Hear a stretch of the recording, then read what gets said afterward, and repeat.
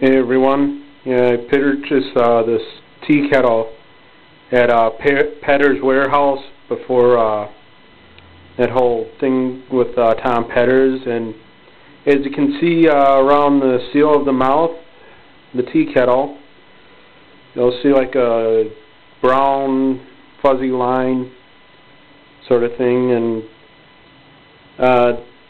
you can tell there's a crack around its seal, kind of like Tom Petter's company itself. But anyways, I just think it's just funny that this is what I call irony right here.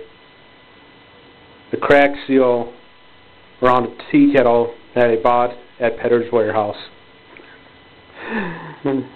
Okay, YouTubers, have a good day now. Bye.